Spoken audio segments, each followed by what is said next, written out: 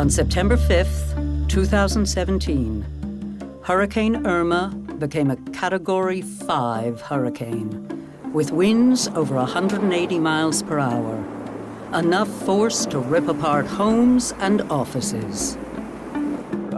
Florida Governor Rick Scott declared a state of emergency and called for evacuations across the state. Hurricane Irma was energized by the warm waters of the Straits of Florida and turned toward the peninsula. At Marco Island, forecasters were predicting a storm surge or coastal flooding of 12 to 15 feet. At 3:30 in the afternoon, the center of the storm hit Cape Romano. By the time Hurricane Irma made landfall at Marco Island, the storm had been reduced to a Category 3. What happened? A wind shear had pushed against the storm, and coastal wetlands and conservation lands took the first hit instead of human-developed areas. Although the devastation was immense, these elements reduced the storm's impact on Marco Island. There are many factors that help coastal communities to weather hurricanes and other large storms. One of the surprising factors that plays a critical role in protecting coastal communities are coastal wetlands and forests. According to scientists, the mangrove forests of southwest Florida provide effective protection and reduce flooding for coastal communities during storms. You know, after the tsunamis and out in the Asia, and we've seen it here in South Florida, the importance of forests, particularly forested wetlands, related to storm surge and hurricane protection. And they can knock down waves, they can protect shorelines from eroding, they can protect housing that's behind the trees. They're very important in storm surge and during hurricane season. Adapted to life in harsh coastal conditions, Florida's mangrove forests are essential to protecting the coastline of southwest Florida. It's Mother Nature out there and all those natural resources working in harmony and healthy, because that's what keeps them resilient against storms, and that resiliency is our resiliency.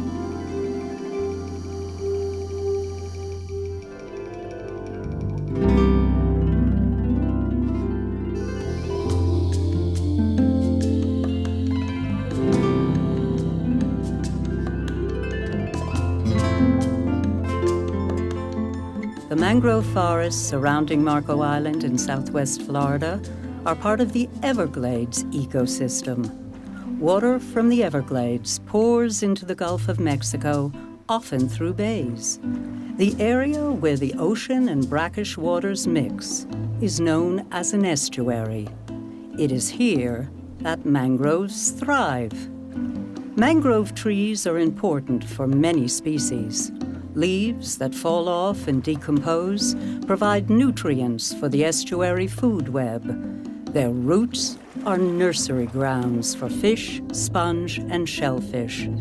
And their branches are roosts and rookeries for birds.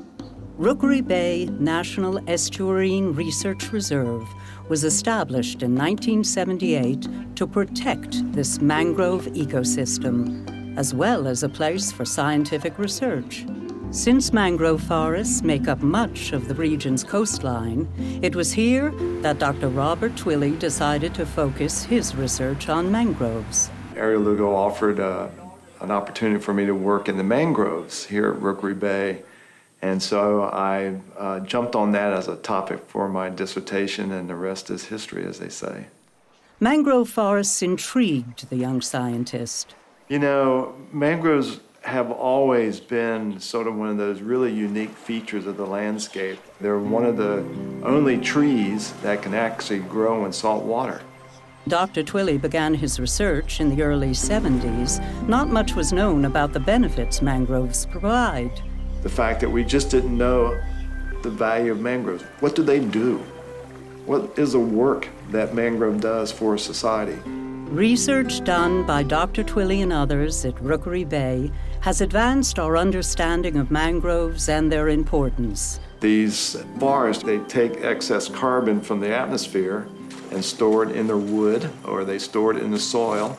We start to understand the role they play in cleaning up nutrients that's in the water. There are connections related to supporting fisheries, the wildlife, and all the other biodiversity aspects. They provide those services for free every day. They're a pretty good value proposition for a society.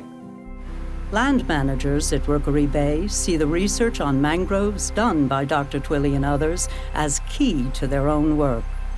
The role of science is going to continue to be very, very important when it comes to managing not just the resources that we have here, but in contributing to our better understanding of how these coastal ecosystems are affected by people and by natural events like hurricanes.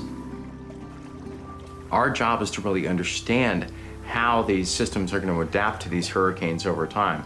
The more information we have about how valuable mangroves are, it helps us protect them better.